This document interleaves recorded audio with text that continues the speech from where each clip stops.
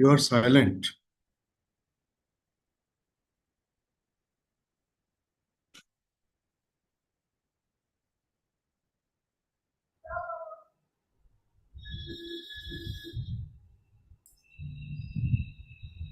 Good morning to everyone present here with us today. This is Sriyan from IGCP. I would like to welcome all the viewers who have joined our platform for better exchange of knowledge that is going to be shared by your keynote speaker, Doctor, for today's session. With much pleasure and honor, I would like to welcome a very renowned doctor, Dr. Surendra Kumar Sharma. Sir is MBBS, MD, DM Endocrinology, Professor at the Department of Endocrinology at Mahatma Gandhi Medical College, Jaipur. With the help of Sir and his wonderful insight, we will be taking a close look on today's topic, which is thyroid disorder in pregnancy. Now, without any further delay, I would like to welcome Sir at our forum and would like to hand over the session to him. Over to you, Sir. Thank you, ma'am. And good morning to all the viewers who are looking at this webinar. So today we are going to discuss this important topic of thyroid disorders during pregnancy. As you know that thyroid disorders are by themselves are very common in female patients as compared to male, and their occurrence is usually occurring in the age group of 20 to 40. So that's why we see large number of our pregnant ladies suffering from thyroid disorders. Either they are earlier suffering from and continue to have thyroid disorder pregnancy, or many times we do see that they are developing thyroid disorders even during pregnancy. So let's look into the problem of thyroid disorders during pregnancy. So prevalence of thyroid disorders, as we know, are very common endocrine disorders found during the pregnancy. Overt hypothyroidism, that is frank hypothyroidism, very common, 0.3 to 0.5% of pregnancy, and subclinical hypothyroidism, that is milder hypothyroidism, is occurring even more in 2 to 3% of our pregnant ladies. Hyperthyroidism is a bit lower. It is 0.1 to 0.4% during pregnancy, and postpartum thyroiditis is very, very common. After the delivery, lady develops this condition called thyroiditis, and it is very common. And we see that large number of ladies, something like 10% of them are suffering from postpartum thyroiditis. So once we go into the subject, we should know what are the physical or normal physiological changes which are occurring during the pregnancy as relation to thyroid gland. So during pregnancy, there is an increase in pregnancy, you can say estrogen during pregnancy. So because of estrogen, liver starts producing 2 to 3-fold increase secretion of thyroxine binding globulin. And we all know that large amount of thyroid hormone is bound to thyroid hormone binding globulin. So you will, if you measure total T4 or total T3, it will be very high, to the tune of 1.5 times of the non-pregnant lady in pregnancy. So because of estrogen, TBG is rising, and because of that, total T3 and total T4 are rising. If you want to look really, you have to go for free T3 and free T4, which will be normal during pregnancy.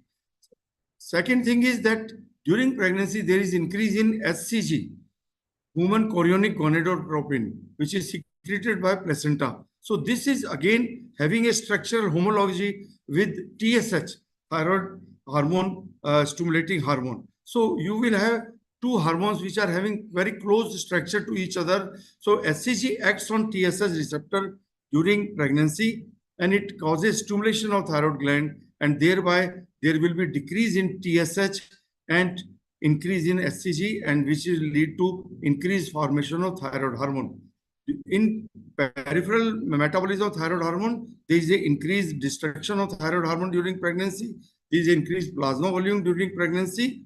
And you know that during the first 12 weeks of pregnancy, large number of fetuses are utilizing mother's thyroid hormone, because fetal thyroid hormone starts functioning only after 12 weeks of pregnancy. So these are some of the physiological changes which are occurring during the pregnancy, and it leads to increased demand for thyroid hormone during pregnancy. So if a lady is already hypothyroid and taking L-thyroxine sodium, probably 30 to 50% increase in doses of thyroid hormone are required during pregnancy.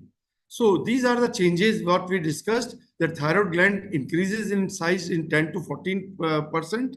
There is a 50% increase in daily iodine requirement. Only source of iodine for fetus is mother's iodine, and T3, T4 production increases by 50% for 12 weeks on only source of fetus thyroid hormone is mother's thyroid hormone, and total T4 TBG increases by week 7 and they peak at week 16. Maternal SCG directly stimulates the TSH receptor, causes increased T3 and T4, and it causes suppression of TSH. So during pregnancy, many a times we see that the TSH is going down and T3, T4, total T3, total T4 are higher, and we usually erroneously diagnose hyperthyroid, but it is the physiological changes of pregnancy which are occurring in the first trimester of pregnancy. So we know that first trimester, 15% have TSH less than 0.4%, and 18% of pregnant women are also having TPO antibody positivity. So many times this TPO antibody is also present and we are confused. So in pregnancy, 18% of ladies without any thyroid disorders may have TPO antibody positivity. So because of increased degradation of T4 and T3 hormone by placenta type 3 deiodinase also, we require more iodine, more thyroid hormone, you can say supplementation during pregnancy. So these are graphical representation that first there is increase in SCG, it is followed by increase in estrogen, it is followed by increase in thyroxine binding globulin, and thereby total T3 and total T4 rises. But in the early trimester, there is a small rise in free T4 and there is a small decrease in TSH. And then of course, you find that after some time, they stabilizes during the pregnancy. So now coming to maternal hypothyroidism, what are the causes of hypothyroidism in the mother during pregnancy? So you find that during pregnancy, it is because of either subclinical hypothyroidism or overt hypothyroidism. Overt means frank and subclinical means mild hypothyroidism. So it is because of primary thyroiditis, which is Hashimoto's thyroiditis, or patient earlier underwent a thyroid ablation surgery, or patient was given radioactive iodine therapy for hyperthyroidism and now patient is hypothyroid, or sometimes patient is taking anti-thyroid drug for hyperthyroidism and it is over-treated, overzealous anti-thyroid drug therapy for maternal hypothyroidism may lead to hypothyroidism during pregnancy. So what are the Indian guidelines for the management of maternal thyroid disorders saying to us? So they say that thyroxine requirement increases about 30 to 50% during pregnancy, and we have to adjust the doses every 4 weeks in the early pregnancy, preferably in the first trimester till the euthyroid state is reached, and then we continue it and we measure thyroid T3, T4, TSH during pregnancy more frequently as compared to non-pregnant state, and then modify the doses of L-thyroxine sodium. To all women with established hypothyroidism prior to pregnancy on LT4 therapy require a dose increase. Most of them, of course, 30 to 60% of women who are suffering from autoimmune hypothyroidism and 70 to 100% of patients who underwent thyroid surgery or radioactive iodine treatment before the pregnancy require additional 30 to 50% increase in L-thyroxine sodium during pregnancy. Indian guidelines, if you look again, they say all pregnant women should be screened at first antenatal visit by measuring TSH level. It is very important that individually, if the patient is coming to you, you have to measure TSH during early or first visit of antenatal care. And these are the recommendations by American Thyroid Association, where they say that if the patient is having high risk for the development of thyroid disorders during pregnancy, you should go for testing of thyroid TSH. But if you look into all these conditions, it is comprising most of those conditions which are seen in most of the ladies. That's why in Indian context, we say that universal screening for thyroid hormone is required during first antenatal visit. So what is the Indian guidelines are telling us regarding the diagnosis, which is based on trimester-specific TSH and low T4 values. So in first trimester, we know that TSH is in the range of 0.1 to 2.5. In second trimester, TSH in normal pregnancy is in the range of 0.2 to 3 per milliunits. And in third trimester, TSH reference is 0.3 to 3 milliunits per liter. So these are the values in trimester specific values. And if the values are more than 2.5 in first trimester or more than 3 in second or third trimester, we have to exclude that the lady is not suffering from hypothyroidism. So if you look into definition of overt and subclinical hypothyroidism during pregnancy, you know that in overt hypothyroidism, there is an elevation of TSH more than 2.5 milli international unit per liter, in addition to decrease in free T4. So when the free T4 is going down and TSH is going up, it is frank hypothyroidism. And women who are having a TSH value more than 10 milli international unit per liter or above, irrespective of their T4 value, we say that she is suffering from overt hypothyroidism. Subclinical hypothyroidism is defined as serum TSH level between 2.5 to 10 with normal FT4, that is free T4 concentration is normal, but there is a milder elevation of TSH hormone in between 2.5 to 5 to 10 milli international unit per liter.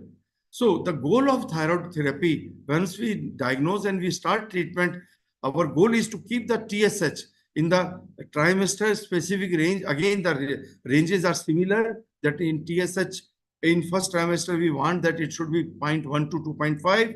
In second trimester, we want with the therapy of thyroid hormone, the TSH should be between 0.2 to 3. And in third trimester, we want TSH to be between 0.3 to 3.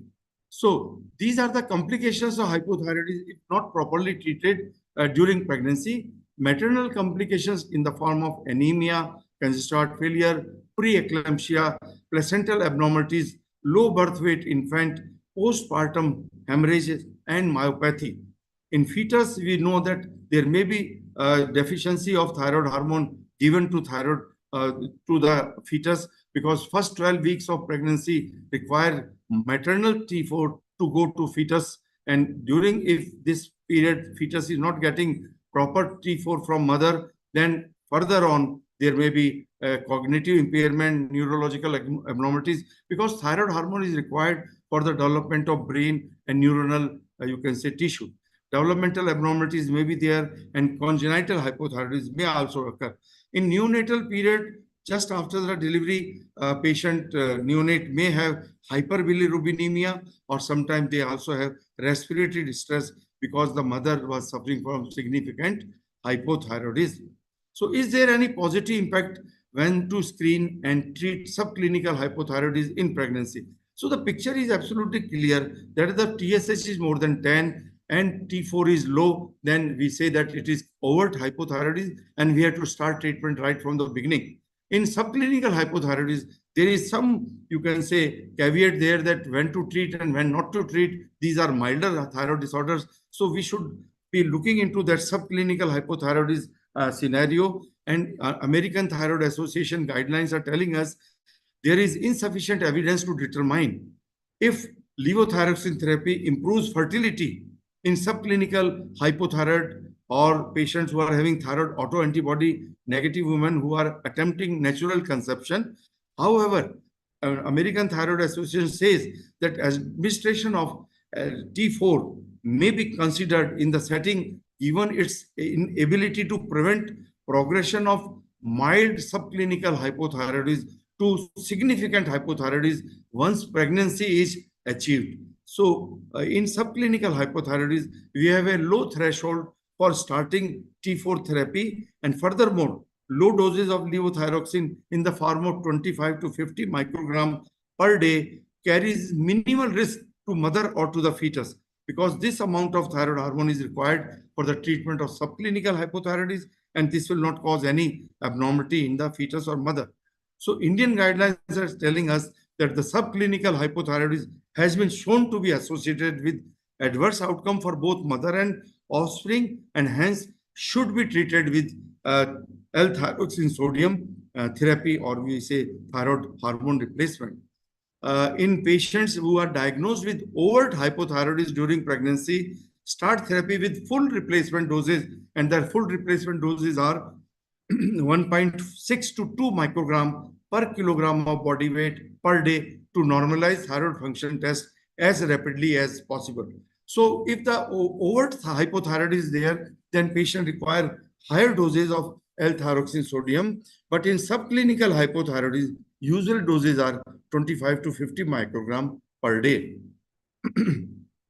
So there are, you can say, studies which looked into these aspects also, and Indian guidelines are telling us that in patients who are diagnosed with overt hypothyroidism, we have to treat them with higher doses like 1.6 to 2.0 microgram per kilogram of body weight.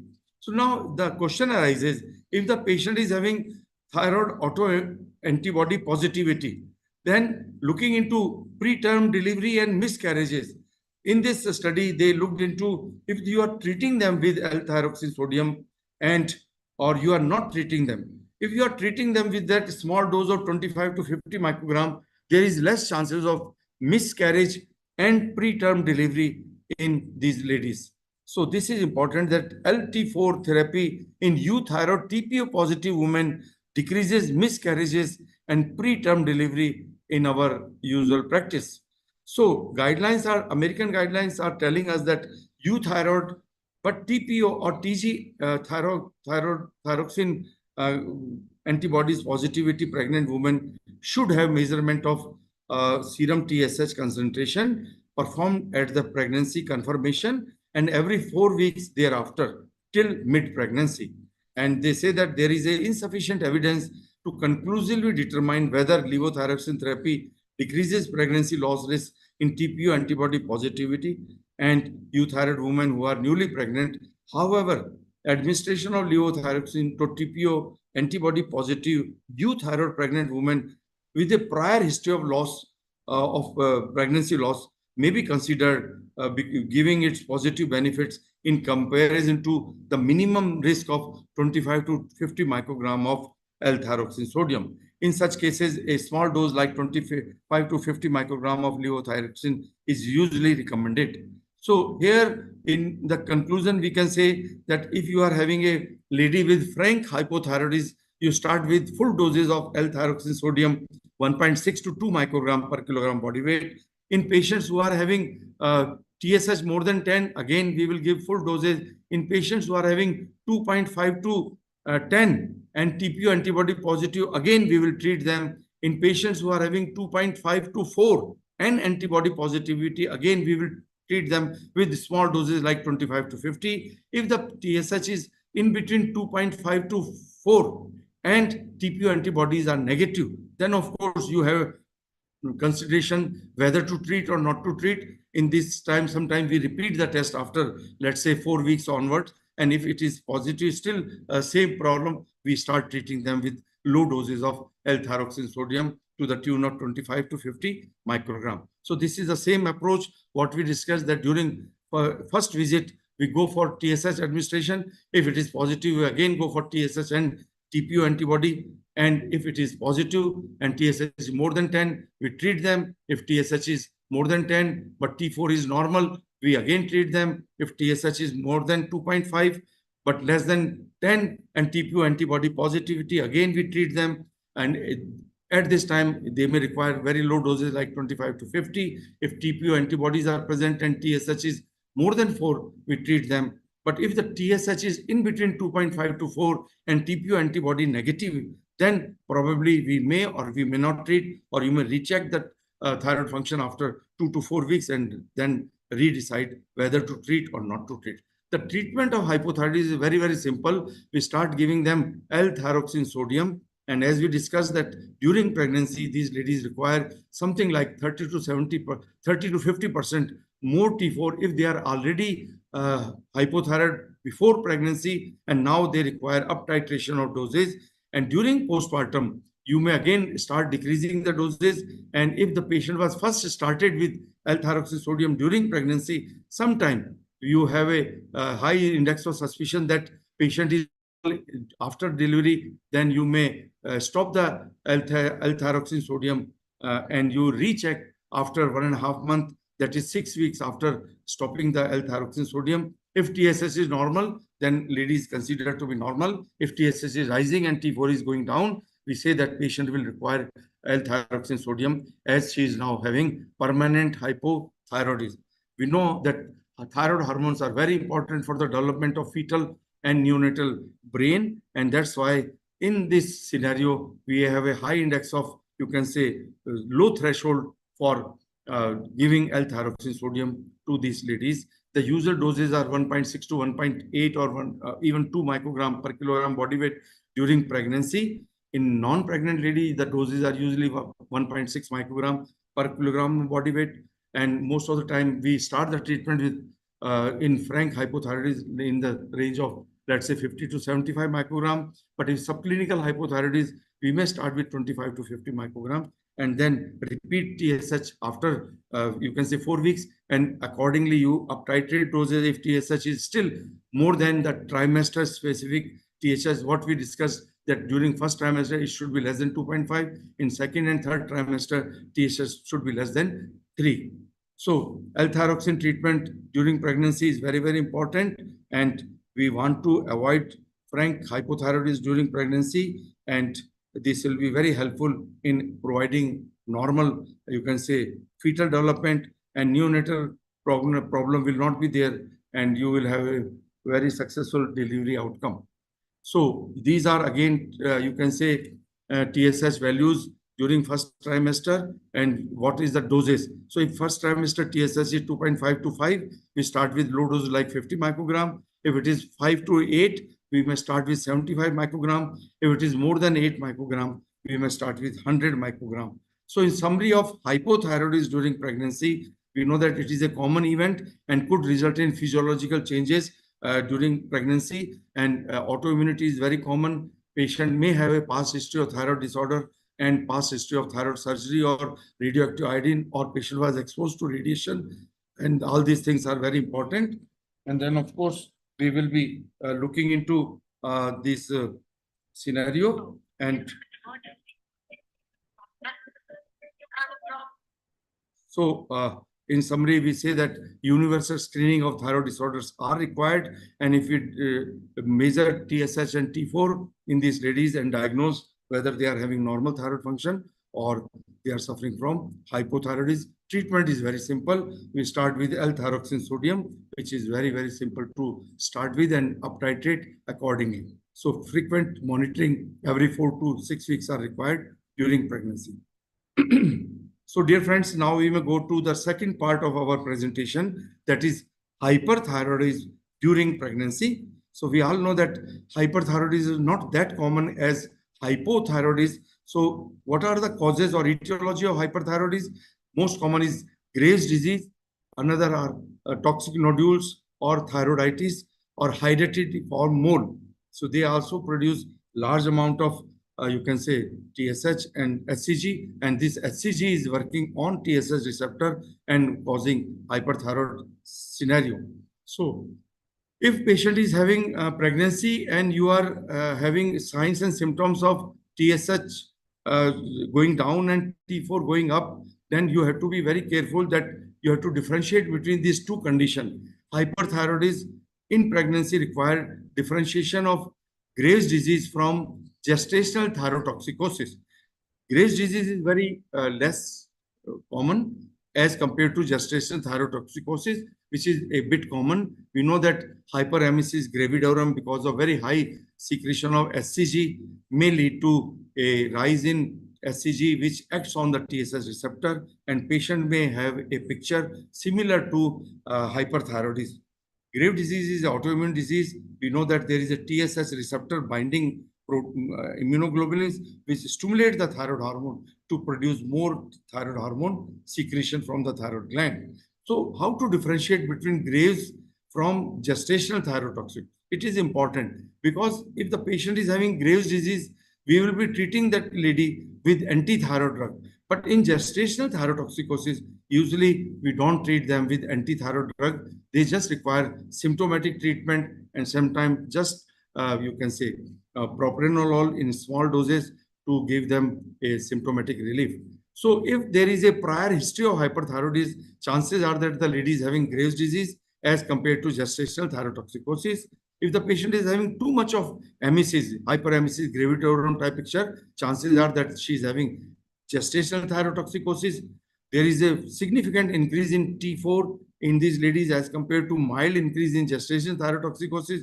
Goiter, eye signs like ophthalmopathy will be present in Graves' disease and they will be absent in gestational thyrotoxicosis.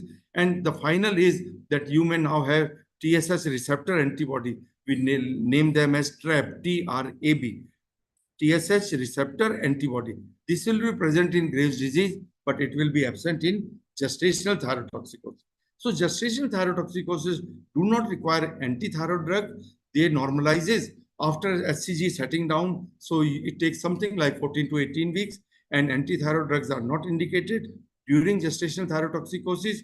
No studies are comparing no studies are comparing the supportive therapy versus anti-thyroid drug during this. And for symptomatic relief, we may give small amount of beta blocker like propranolol or so. So in pregnancy on overt or subclinical hyperthyroidism. So overt hyperthyroidism is when the pregnancy is complicated by frank hyperthyroidism, which is not very common. 0.05 to 0.2% of the pregnancies are affected by overt hyperthyroidism. Graves' disease is the most common cause. Other may be multinodular goiter or autoimmune single nodule, or you may have identified mole. Subclinical hyperthyroidism has a prevalence of around 1.7. In subclinical hyperthyroidism, TSH is suppressed, but T3, T4 are usually in the normal upper range.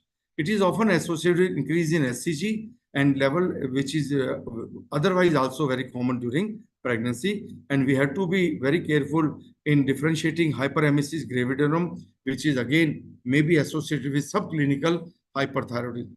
So what is the effect of pregnancy on a patient who is already suffering from Graves' disease?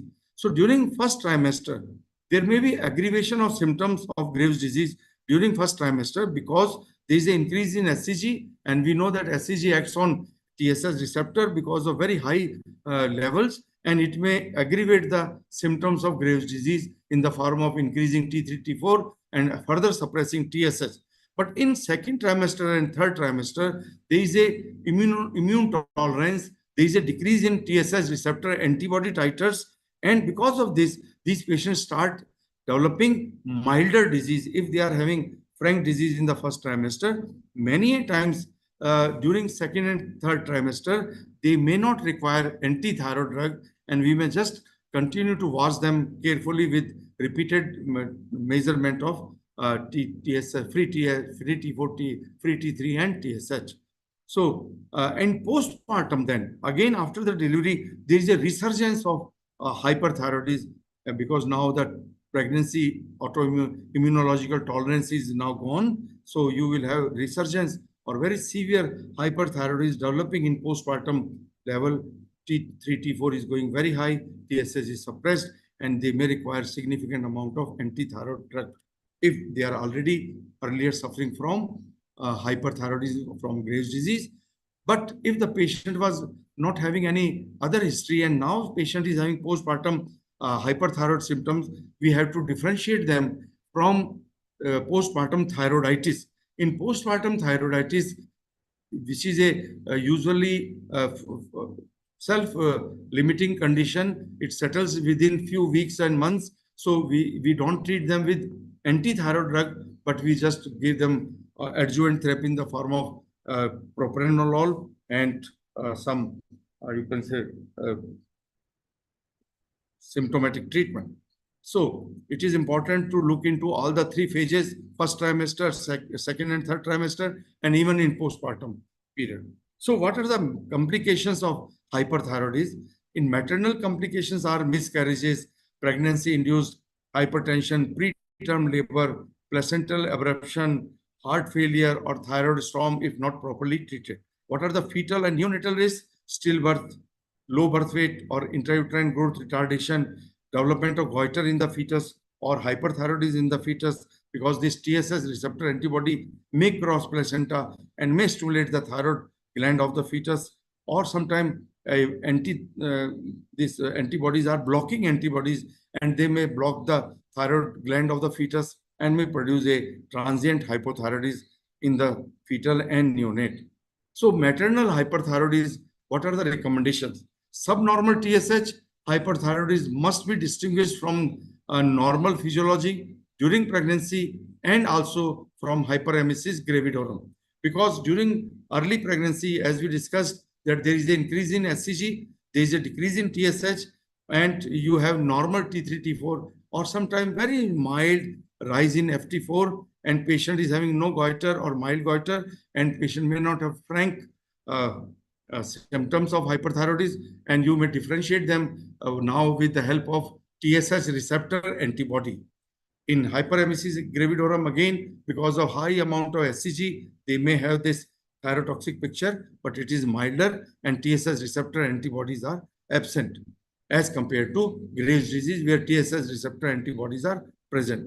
Diagnosis of Graves' disease is supported by evidence of diffuse goiter, autoimmunity, and presence of anti-TSH receptor antibodies.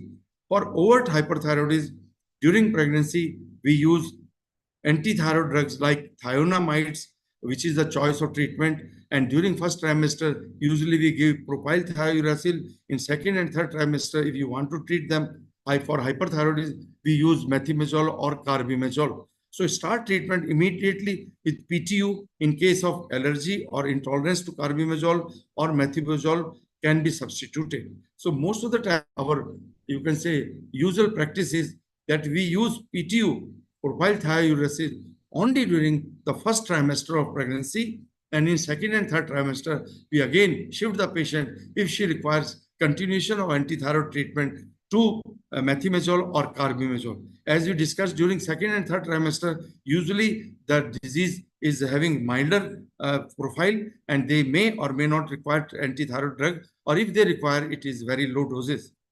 So what are the guidelines recommending? American Thyroid Association says in a newly pregnant woman with Graves' disease who is euthyroid on a low dose of methimazole, something like 5 to 10 milligram, and PTU, if you are using, that is less than 100 to 200 milligram, and in the first trimester, newly pregnant lady, you may consider discontinuing these antithyroid drugs. And then because we know that these drugs do have some mild teratogenic effect in the fetus, and that's why in mildly hyperthyroid or those who are well tolerated with low doses of antithyroid drug, we usually stop them and recheck the thyroid function. Following cessation of antithyroid drug, maternal TSH and free T4 and total T4 and clinical examination should be performed every 1 to 2 weeks during pregnancy to assess that maternal and fetal thyroid status is normal. If they are still showing hyperthyroidism, then we may restart low doses. If they are showing no frank clinical signs and symptoms of hyperthyroidism, we may continue without L-thyroxine sodium, antithyroid drug in the first trimester because we are worried about teratogenic effect of these drugs. So if the pregnant woman remains clinically and biochemically euthyroid test, we test them every 2 to 4 weeks during the second and third trimester. So in pregnant women with high rise of developing thyrotoxicosis, we continue with antithyroid drug treatment. And these are the high-risk patients who are having, those who are requiring more than 5 to 10 milligram of methimazole or carbimazole or 100 to 200 milligram of PTU. But if the requirement is lesser, we may stop them and recheck after 2 weeks or so. PTU is recommended for the first, you can say, first 16 weeks of pregnancy because PTU is well bound to protein. The chances of placental transfer is minimal with PTU as compared to methimazole or carbimazole. And after 16 weeks, we shift the patient to methimazole or carbimazole if patient still require antithyroid treatment. Pregnant women who are receiving methimazole who are in need of continuation of therapy during pregnancy should be shifted to PTU in the first trimester or so as early as possible. When shifting from methimazole to PTU, a dose ratio of 1 is to 20 should be remembered that if the patient is taking 5 milligram of methimazole, she will require something like 100 milligram of PTU when you are changing the patient from methimazole to propyl thiouracil. If antithyroid drug therapy is required after 16 weeks of pregnancy, we may shift the patient from PTU to methimazole. Why we are worried about PTU? Because there are more chances of developing severe liver destruction due to PTU. That's why now we use PTU only during the first 16 weeks of pregnancy. In our non-pregnant women or non-pregnant patients, we don't use PTU in day-to-day practice. So other recommendations are that in women being treated with antithyroid drug in pregnancy, we should be monitoring frequently FT4 and total T4 and TSH. It should be every 4 weeks or so. Antithyroid drug during pregnancy should be administered at the lowest effective dose so that try to keep the T4 or free T4 at the upper, near the upper level of the reference range. So during hypothyroidism, we usually treat them to keep the TSH low. But here in hyperthyroid, we try to treat them in such a way that keeping the T4 at the upper reference level.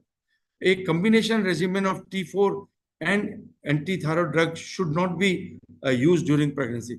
Earlier, some people were using a combination of L-thyroxine and antithyroid drug during pregnancy, but now we don't use this regimen. We just give PTU in the first trimester to the lowest dosage to keep FT4 at the upper limit. And if they are well controlled after 16 weeks, we may stop them or we may give low doses like 5 milligram or 10 milligram of methimazole in the second and third trimester. Maternal hyperthyroidism recommendation for surgery is not there. They say that don't give surgical treatment. In rare cases, surgery, if the patient is not controlled with higher doses of PTU, then you may try to give surgical treatment in second trimester, and this is the safest for the surgery. And use of radioactive iodine is important to note that it is contraindicated during pregnancy because it may cause teratogenic effect in the fetus. So with that, I think I should stop here. And if there are any questions, we can take it. Thank you very much. I may stop sharing my slides and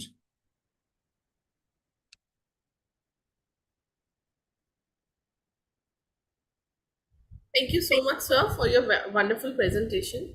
So we do have some question if you like to take that up. So, please. sir, the first question is, what are the normal reference range for thyroid function test in each trimester? Whenever we are dealing with a pregnant lady, we should know that what are the references according to the TSH. So we usually say that TSH should be between 0.1 to 2.5 in the first trimester and 0.2 to 3 in the second, and in 0.3 to 3 milliunit per liter in the third trimester. This is our, you can say it has to be remembered by everybody who are dealing with thyroid disorders during pregnancy, that we normally physiologically also there is a decrease in TSH during pregnancy in a normal lady, normal pregnancy. That's why we should know that what are the trimester specific values of TSH. Total T4 rises to 1.5 times. So many times when the patient comes to us with a total T4 of more than the reference value of non-pregnant reference values, sometimes we are afraid that probably patient is having hyperthyroidism because total T4 is high. But it is usually high because of physiological changes of increase in thyroxine binding globulin due to estrogen. That's why if it is up to 1.5 times of the physiological range, we don't consider them as suffering from hyperthyroidism.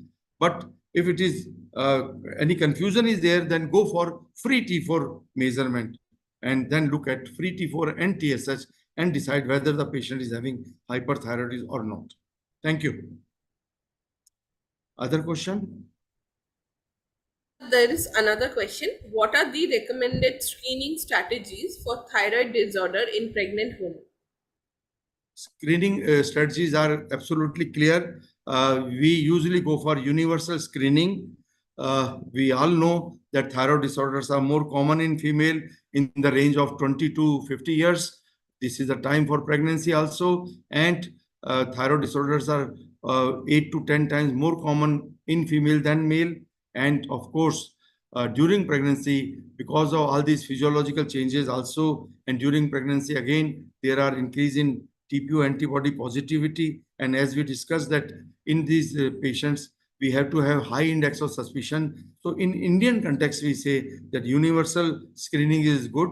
But otherwise, if you think that you want to look at high chances of thyroid disorder during pregnancy, those who are having goiter, those who are having TPO antibody positivity, strong family history, a past history of abnormal thyroid function test, or those who are suffering from abnormal pregnancy in the earlier phase, all are required to undergo a thyroid function test during first trimester of pregnancy, during first visit of an ANC, antenatal care. Thank you. Thank you, sir. There is one last question. How Yeah. should levothyroxine dosing be adjusted during pregnancy? So it is very simple that in frank hypothyroidism, they require 30 to 50% more if they are earlier suffering from hypothyroidism before pregnancy. Now, during pregnancy, you require increase in doses to the tune of 30 to 70%. But if you are first time diagnosing them and they are having frank hypothyroidism, and what is frank hypothyroidism? When the TSH is more than 10 and FT4 is reduced. Then we start with 2 microgram per kilogram of body weight, and then we repeat the test after 4 weeks, and then look at whether to again up titrate or down titrate the doses. So the starting dose is 2 microgram in frank hypothyroidism. In subclinical hypothyroidism, which is a milder condition, we may give 25 to 50 microgram looking into TSH. So if the TSH is very mildly elevated, like 5 to 8, something like that, then we may give them 25 microgram. If it is more than 8, we may give 75 microgram or so. So start with low dose, gradually increase, retitrate or re-investigate or retest them for thyroid function after, let's say, 4 weeks or so, and adjust your doses. Thank you. Thank you so much, sir, for answering all our questions, sir. And Thank before you. concluding, sir, any last remark from you? Friends, thyroid disorders are very common, and they are also very common during pregnancy. And we should have a high suspicion to identify hypothyroidism in the first ANC visit. And of course, hypothyroidism is more common. If you are having a patient where you are suspecting hyperthyroidism, then of course I will say that please refer the patient to a endocrinologist, because hypothyroidism is easy to manage with L-thyroxine sodium, but hyperthyroidism is a bit require specialized treatment. So a endocrinologist services will always be helpful. And whenever you are any doubt, I think you should always consult a endocrinologist during your this pregnancy state of your patients, and you are having any doubt of thyroid disorders. Thank you. Thank you so much, sir, for joining us today. And with your permission, sir, I would like to